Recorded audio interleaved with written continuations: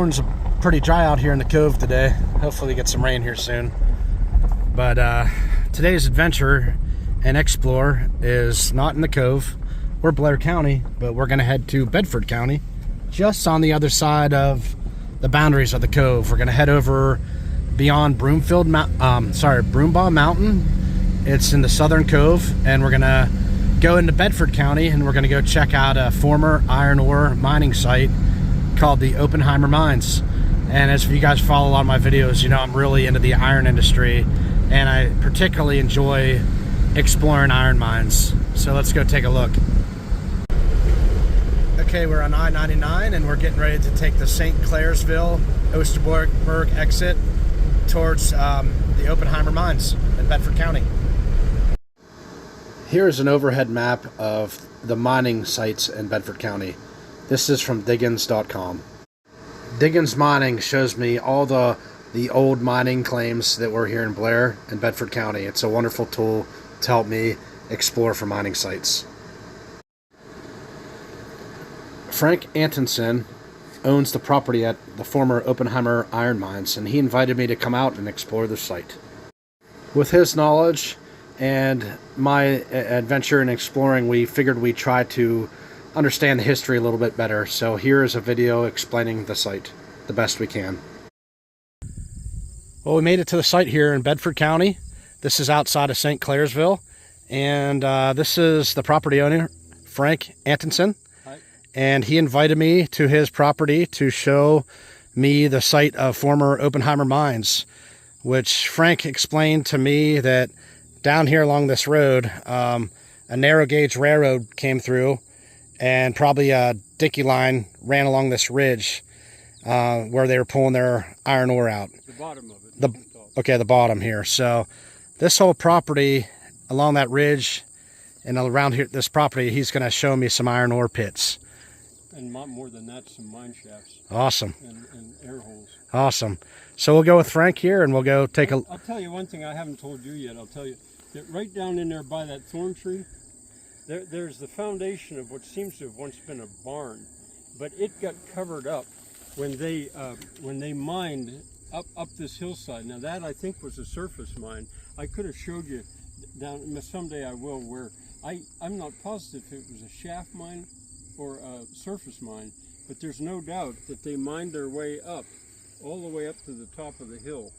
And as they were bringing the stuff they didn't want down and dumping it, they covered part of that foundation that's there. Okay. Now down in there, I'm adding stuff that I haven't told you.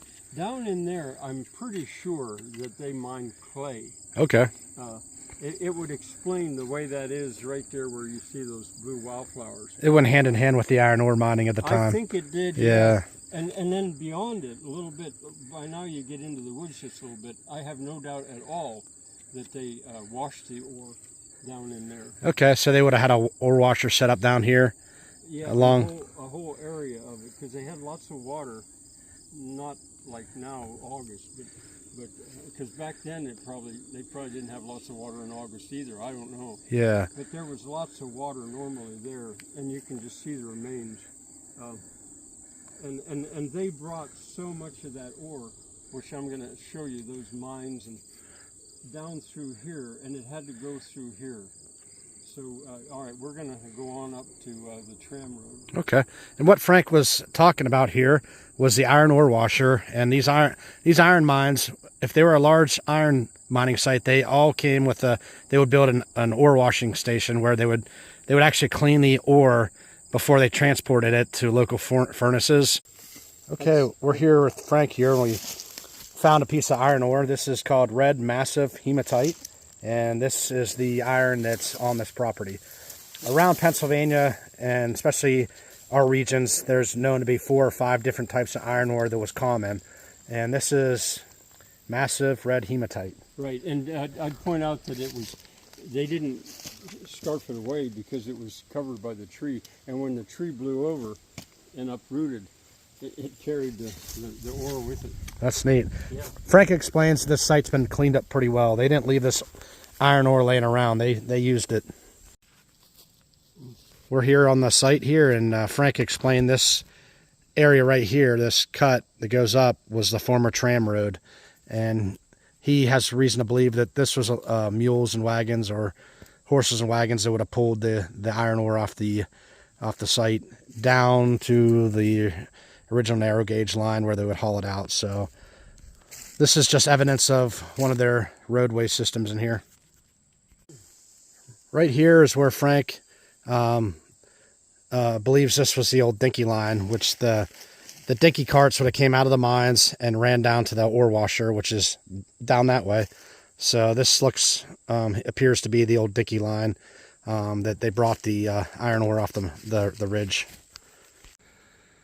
Okay, what we're looking at right here is a spoils pile. That was all dumped from an inside of a mine that we're walking up to right now, that Frank's going to show me somewhere up in here. But that is an indicator of a mine. Those are all spoils that came out of the mine that were no good.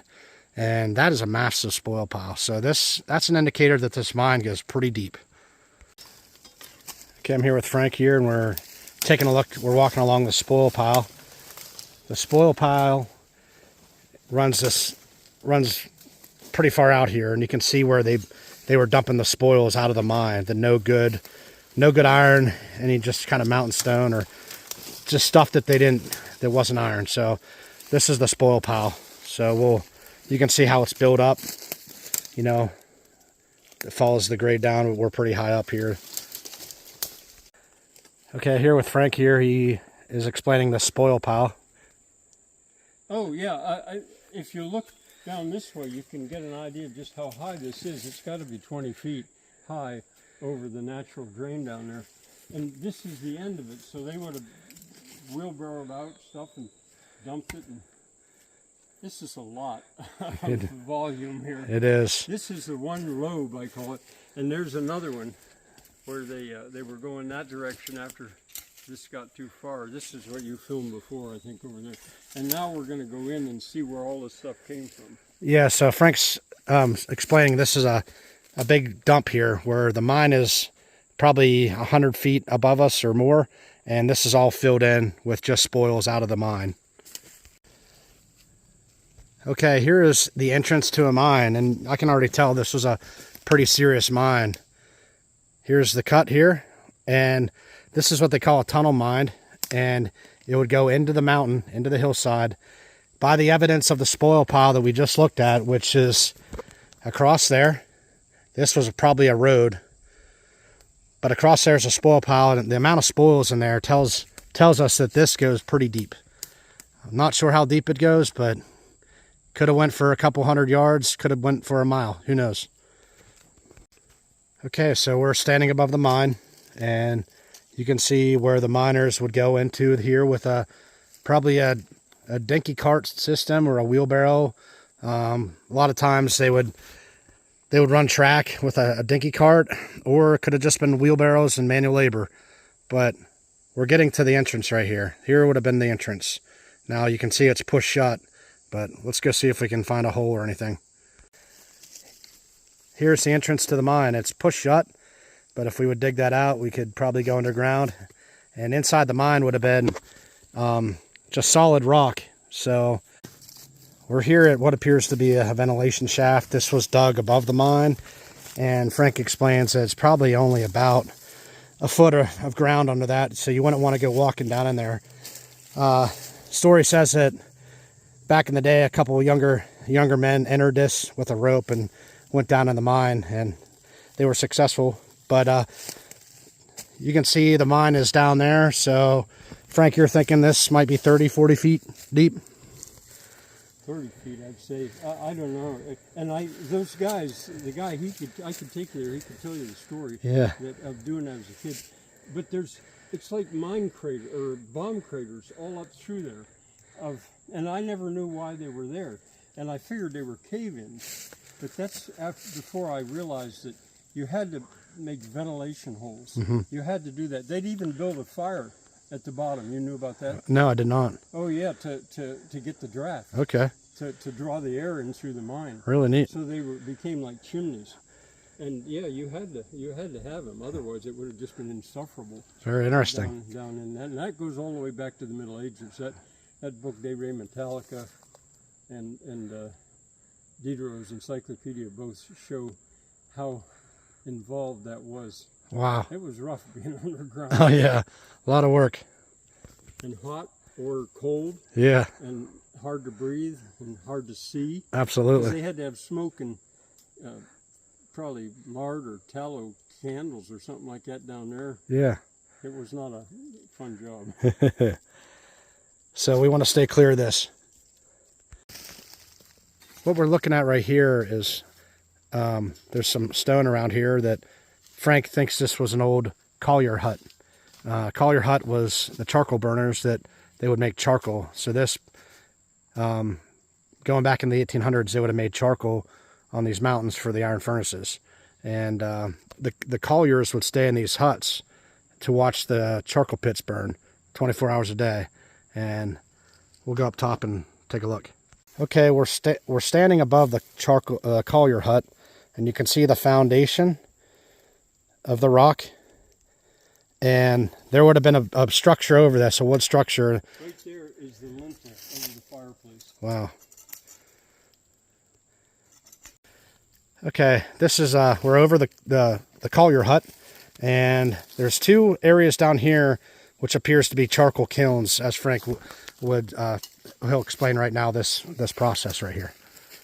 Well, there was very little soil here to put over the wood when you burned your charcoal.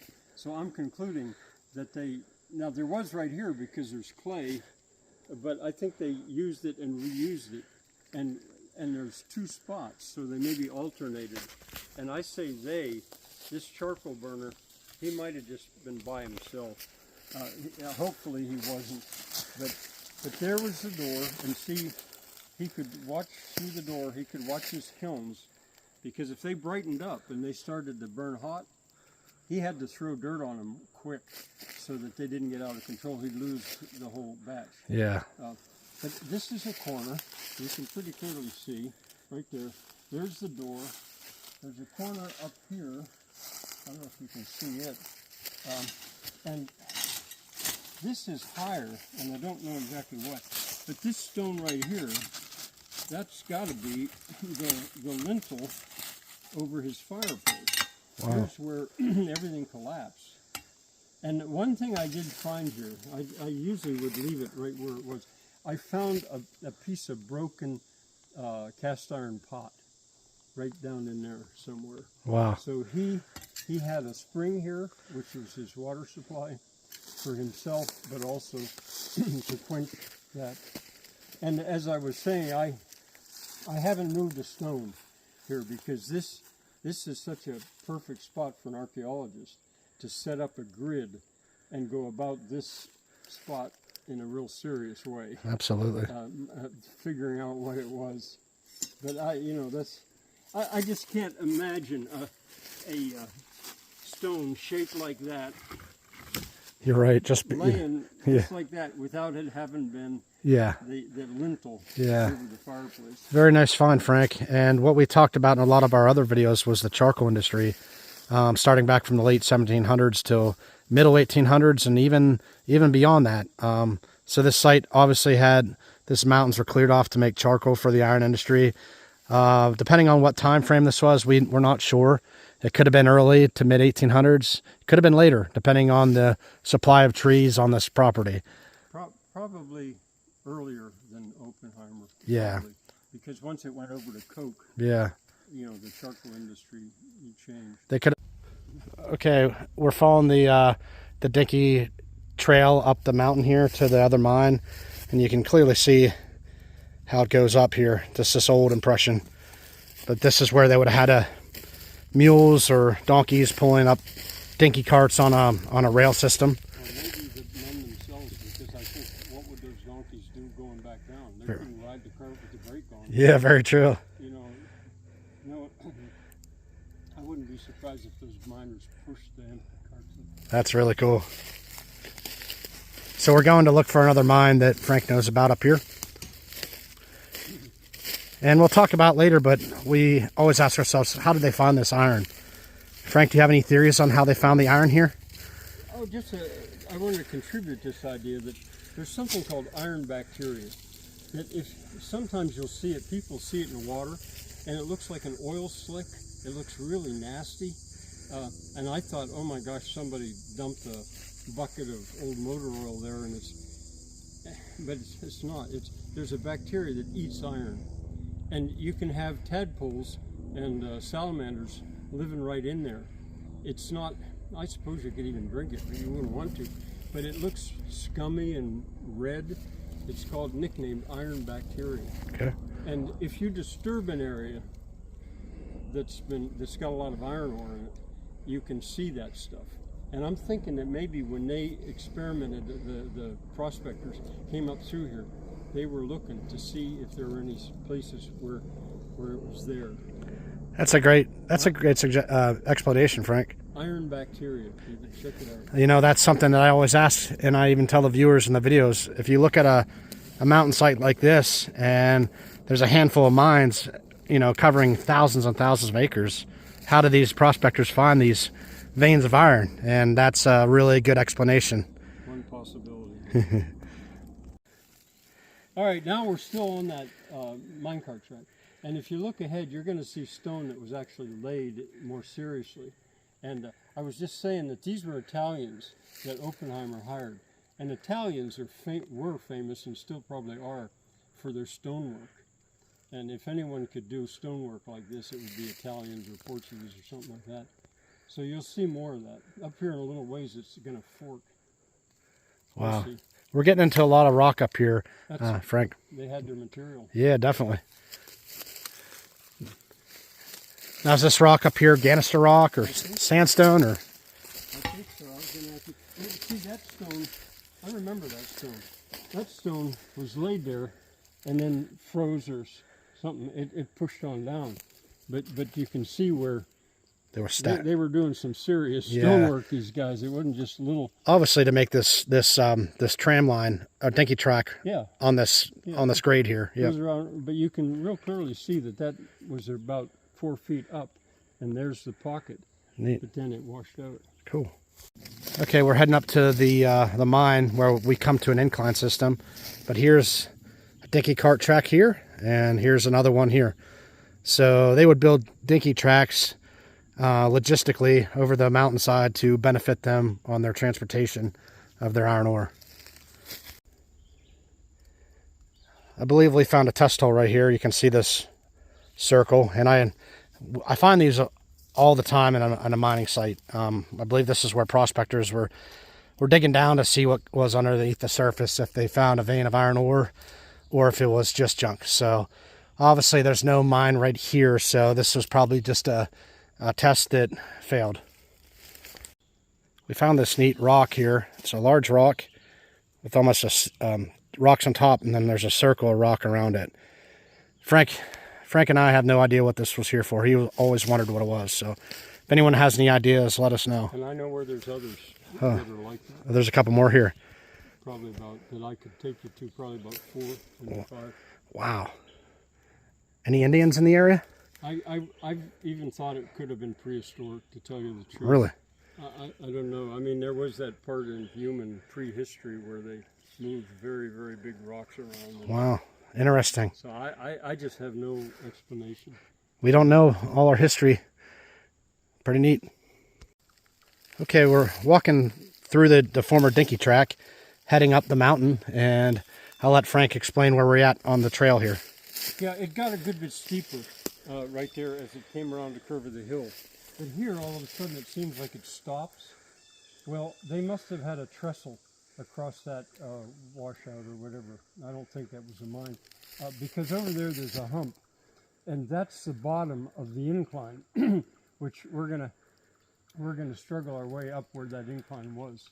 So I think they brought the ore down to the incline, put it on the dinky carts there, and then the long way down started across the trestle and down. Do you think this pile of stones here could be the remains of the trestle construction? Possibly, but there's down there. I don't know if I'm going to have time to show you this. There's so much stone. I mean, there's and remember it forked back there. Well, part of that was coming from down in there. Okay. So they probably mined that face because there's a tremendous amount of spoil down in there. I don't know if we'll be able to figure that out right now, but my goal is to get up the incline and to show you what's up there. So what Frank is pointing out is this steep hill here. They had an incline track that was pulled up and down that mountaintop because the iron ore was on top of that hill. And what is this mountain here? We call it Broomball Mountain. Okay. But I guess over in the cove you call it Dunning's. Dunning's Mountain, yeah. On the maps it might be Dunning's and Mountain. Do you know how far Dunning's extends? I don't know if it's official. Okay. I mean, it probably is somewhere, but yeah. Dunning's Mountain runs all the way through Blair County, all the way out to Bedford. So we're going to go check out up top there. Without picture evidence to show what was here, you got to use your imagination. But this clearly, this cutout, this impression right here, and there's some holes here. There was equipment here.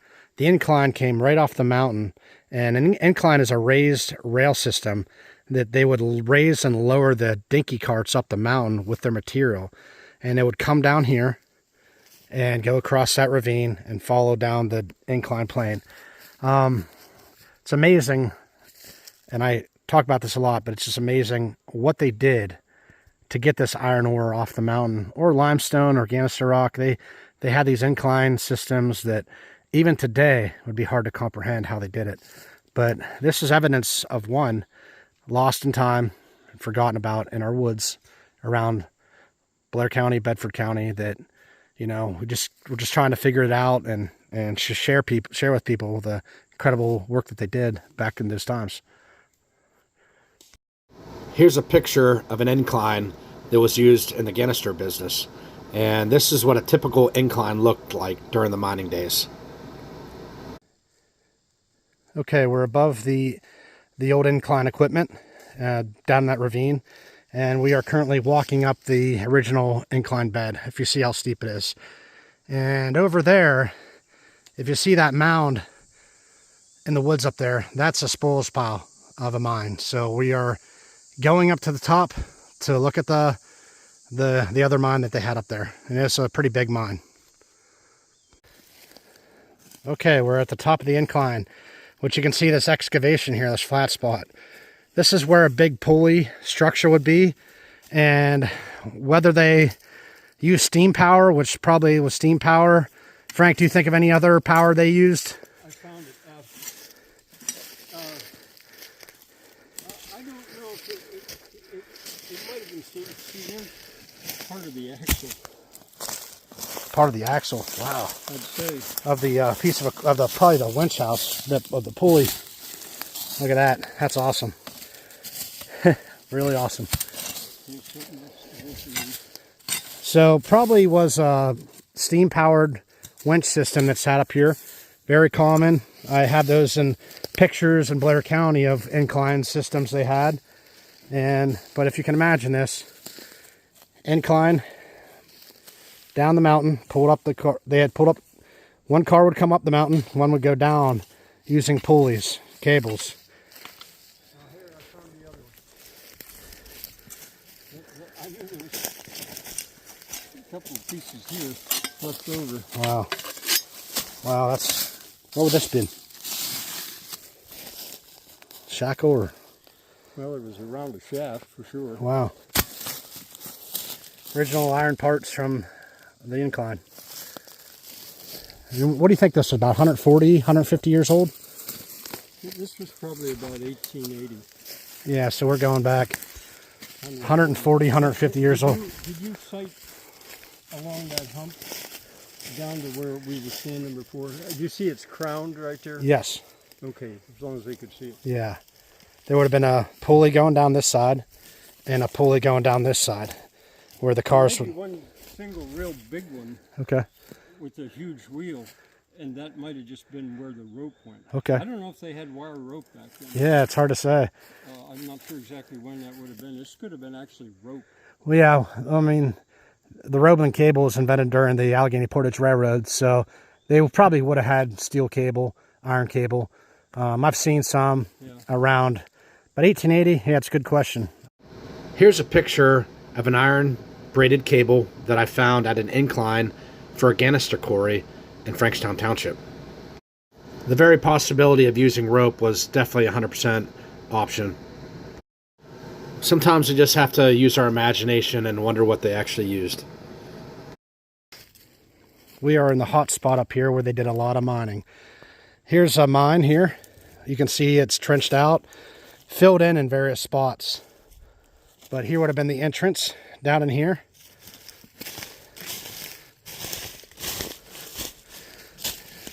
Obviously it's filled in, but the entrance would be here somewhere. And down where Frank is standing, down there is the spoil spot. And up here there's lots of large mounds that are other spoils with lots of mining going on here and here. So they built the incline up here for a very good reason. There's a lot of iron ore up here. So let's go explore some of these sites. Covered an older road that's coming up this way, and you can see it going that way. Oh, okay. Can you yeah, see it? I do. It's like an old on the left. wagon road or Indian trail or something. I don't know, but it would have predated this. Wow. And because I've driven the tractor Wow. In the old days up that road, and then it kind of disappeared. Wow. But I found my way up around here. But I eventually realized that this was put over. There's another piece of equipment down here. See that? Oh, yeah. Wow. That's really neat. Another piece of iron. Actually, yeah, it looks like a big part of equipment. See that? Can you pull it out? Yeah. Here we found an old piece of iron. Yeah, it's part of something. I mean, that matches this. Maybe one of your viewers will have some idea. This was a strap that matched this strap. Maybe it was off an old dinky cart. It could be. It looks like it could have been off a dinky cart. It could have been. It's wide as it is. Some guy was tired. He just said that. Threw it down the spoil pile. Yeah, he said he's quitting. He's going back to Italy. Now we're going to take a walk up here, and there's a bunch of mines up top there we're going to take a quick look at. Here's a view going down there. See how steep this area is up the hill? We're on the top of the mountain right here. And well, no, the top of the mountain. Sorry. Is way up there. Not quite the top of the mountain, but we're about halfway up, maybe. We're halfway up. Oh, geez, that's a lot of. But yeah, we're coming up pretty high up here, and that's how steep that incline was. And like I said earlier, the amazing amount and effort they put into getting this iron ore off this hillside was incredible. Hey, film over there where that stone goes and makes a right angle. Okay. It goes out. You see that? It goes out that way, the pile of stone, and then takes a right angle left and goes. Yes. I conclude that was just taken off this area because it was so worked. Okay. It was to just get out of the way. Kind of pushed off with the wagons and yeah, but laid into walls. I've seen that done other places. Yeah. But I'm going to go over and show you where they left an. There's a spring of water. It's probably dry at the moment, but you know, for their donkeys or mules themselves, whatever, that would have been handy to have. Or maybe if there was a steam engine up there. So there's a nice water source up here. Most of the year, I have my doubts if it's running right now. Okay. You know, Frank knows this mountain pretty well. He actually utilizes the water up here. The same principles went into factor back in the 1800s when they would pull water off their sources up here to, you know, make steam power. So these men were smart, hardworking, and they made systems that worked for them. So we'll keep on exploring. Okay, Frank's over that way doing some exploring, and I came up here where there's a lot of mines. And we are directly above the mine shaft over here, and there's a nice hole here. So this might be a ventilation shaft. Here's another deep one over here. Very, very deep one here. Could be a ventilation shaft there. So obviously this mine went into the woods under the mountain down here. Here's some spoil piles here. And there's a big mine over here. Let's go check that one out. Okay, we're standing in a pit here that looks like it was mined out, and there's a spoil pile over here.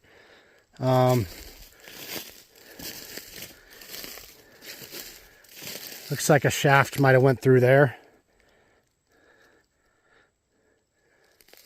Or maybe this was just an open pit where they were digging, so not quite sure. You can see this large area. It's pretty interesting. There's a lot of holes in here, and it looks like they're mining here. That might be an entrance to a mine right down in that hole. Obviously, it's really a big impression. And there's a test hole here, or a ventilation hole right here.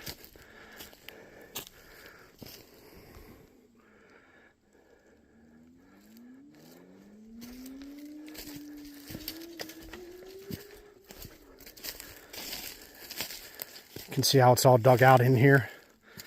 All right, let's go down in there and take a look. It's interesting here, you got this big hole right here.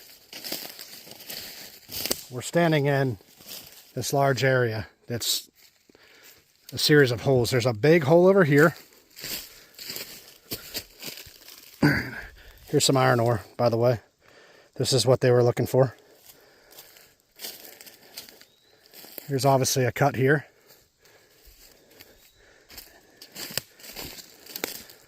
You walk around to see this large cut right here, just a big opening. So maybe this was the main entrance to the mine, and right here just got pushed shut. That's my theory here. I think, you know, this was probably the entrance way, actually probably up into here, and they just pushed this all shut. This would have been a serious mine. Obviously, look how big the entrance is. So a lot of the mining, you know, is underground here. And this looks like another entry point right here. You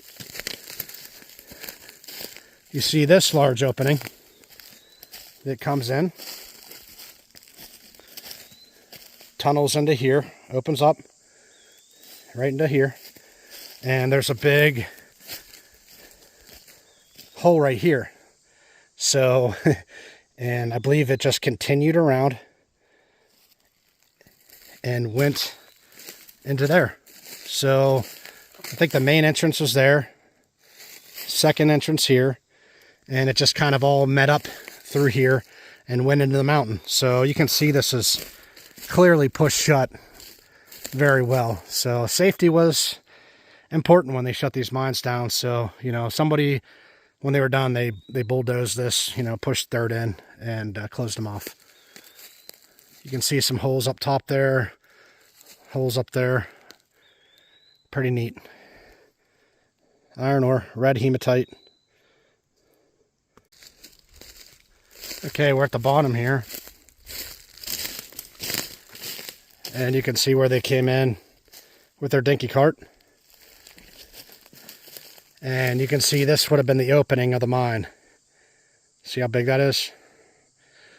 This must have been a serious mine. So it went in through the mountain. Not sure how deep this went. Maybe we'll figure it out when I get my Bedford County geology book of early mining. We will maybe find out how far that went in. And this was a pretty significant mine, because over here is another entrance right here that was pushed shut that, you know, went into the mine as well. So, you know, there was a lot of iron ore up here, and the reason why they built the incline down there was to get to this iron ore. So this was a serious deal back then, and the iron was needed heavily during the Industrial Revolution. People don't realize how much iron played into effect in building America, especially on the east coast, why things are building up from east to west. When you go out west, you know, people found a lot of iron around Lake Superior and Minnesota, Michigan. So that's why there's no iron ore mining in Blair and Bedford counties anymore, because they found larger quantities of iron ore out west. But at one point, our region was the hot spot for iron ore, and they were getting it where they could. So amazing history here. Here's iron ore.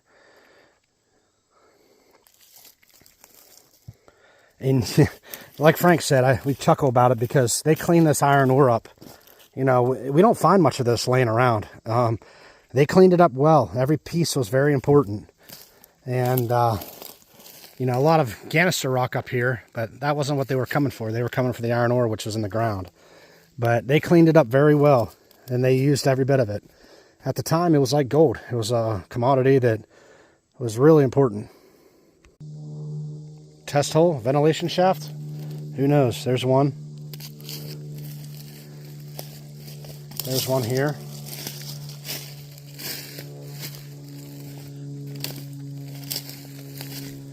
And there's one here. And you can see when they were digging, they kind of just tossed the rocks off to the side. There's one up there. You know, you'll just find these little test holes or, you know, or vent shafts all over the hill. Here's a picture that Frank found of the Italian miners that came to the village of Oppenheimer to do the mining. These early iron miners worked very hard for America, and we must not forget about their hard work and sacrifice to do what they did. I'm asking Byron to film that tree for me. It's a favorite of mine. It's an American beech, and I call it Mother Beech and Her Children. I haven't been up here in years, but if you look all around her, there's all those children. Wow. Also American beech. Wow. It's a beautiful tree. It's huge. How old do you think that is? Oh, I don't know. It hasn't seemed like it's grown. I haven't been up here for probably 10 years. Beautiful. It's nice to find a undisturbed tree that's still here. Yeah, I was worried about it, but it's doing fine. Maybe 150 years old too. Oh, it could be. Yeah, it's pretty awesome. Okay, we're in Frank's meadow here, and back there is where we came from. Back in those woods is where we found all those mining into the mountain here. And Frank, we'll talk about this area here a little bit. Oh yeah, more mines go that way. Above to the left of that little field and to the right of it as well. It goes back in there. Not as extensive as what we've seen, but there was still a lot of iron ore was brought out through there and then taken down along the creek there. And I think that whole area, or a bunch of that area right down there at its lowest, was used for washing ore. Okay. I'm pretty sure it was. So there was an iron ore washer, and they probably put it right down there because of the creek, obviously. Oh yeah, they had to have the water. Yeah. Now, Frank explains this property. There's a lot of iron ore over here. There was mining back along the mountain. And then on the other side of this meadow, on the far side, there was mining over there too. Is that correct? Yeah, yeah. Surface mining. Yeah. Right, yeah. Now, we bit a big loop. Yeah, so this area is known as Dutch Corner. Dutch Corner is the whole big area here. Right? Okay. And beyond this area on our map, there was more also iron mines too. So yeah, if you went over that mountain, you'd come down in Morrison's Cove. Okay. Morrison's Cove. Oh yeah. Okay. Not Lafayetteville, but Loisburg, over the gap there? Well, yeah, that would be further on. There's a little town there. I can't think of the name of it. Okay. Right. There was an old road that went up that mountainside and down the other side for the post. Yeah. For the mail. Yeah, I gotcha. Can you think of the name of that town? You come down Broomball Mountain, take a right, you come to it out there. Loisburg, New Enterprise. Not New Enterprise, not that far before. All I can think of is Lafayetteville. Yeah, Lafayetteville makes sense. Yeah, but maybe it is. Yeah. Just so people understand where we are here, we're in Dutch Corner, and right over that mountain is the cove. Probably straight across is Salemsville, and then if you would go further down, you'd come over to Loisburg Gap. Mm-hmm. And so we are just on the other side of the cove in Bedford County, but for the viewers, this mountain borders the cove. And the kettle is the nickname for what's right over there. Okay, the kettle is right over here, and that's what a lot of people refer to that area as. But yeah, there's a lot of iron ore, and these hills are right around the cove in Bedford County. So here's the meadows around Frank's property, and Frank would say this was mined also, this area, by the Oppenheimer and his team, but eventually when they were done mining, this area right here would all be bulldozed to turn back into farmland. Is that correct? To make it look like it, yeah. Yeah. It was never good soil anyway because it was mountain ground. Yeah. And after it had been bulldozed, there was no topsoil at all. Do you have an estimated time frame when that might have been, when he was going bankrupt and selling? I think maybe the 1930s. Okay. For the bulldozing. Okay. I know that it was finally sold at auction. He died, I think, by then, in 1942, I think. And Oppenheimer was a very successful businessman. He was rich when he got here. The way he found this area was with his family when he was a boy. They stayed at Bedford Springs Hotel. Okay. At that resort. Wow. And how long do you think Oppenheimer mined here, if you had a guess or a theory? he, under his control? Yeah. I would say from 1884, when he bought it all, to... See, I think you know better than I do, because when the ore was produced out west, the price... I would say 1894, because there was a collapse. There was an economic panic. Okay. There was an economic panic in 1884, which is when he bought this stuff so cheap. You know, farmers were desperate. It was bad. It was, and then there was another one in 1894, I think. And I think by that time, he was the one that was taking it on the chin. Okay, so... And he had a car business in Bedford. I didn't know if I told you that. By that time, he'd moved into Bedford. Wow. He had a store, which I told you burnt down, and he rebuilt it in 1929. Wow. Of all years. So Mr. Oppenheimer would get into different businesses to kind of go with the... And he also had, I think, iron mines south of Bedford. Okay. I'm pretty sure he did. Very neat. He had a lot. So that's an interesting story about the Oppenheimer mines. Really appreciate Frank for inviting us here and having us here to share this history. Incredible history about the Industrial Revolution that Blair and Bedford and surrounding counties did here, and how important it was. Now it's lost, it's reclaimed by nature, and you know, maybe someday down the road, 100 years from now, it'll be opened back up again. Thanks for your time, Frank. My pleasure. Anything you'd like to add? No, come visit. Cool. Thank you so much, Frank. Yep. Wow, what an adventure with Frank. I tell you what, Frank was an awesome guy. Super nice and welcoming, and I know I made a new friend. Thank you so much, Frank. I always ask, where did the iron ore go? We're not exactly sure, but it says that in Dutch Corner, where the iron mines were, some of this iron went to the Riddlesburg Iron Furnace. The Riddlesburg Iron Furnace was a very modern iron furnace, and it operated up until 1929, one of the longest lasting iron furnaces in the area. Pictured here is the massive Riddlesburg Iron Furnace, a very modern hot blast iron furnace that operated until 1929. A few iron furnaces were very modern that would last up until 1930s along the Huntington-Broadtop Railroad. My theory is the Oppenheimer mines would have mined during this time frame to keep them in operation.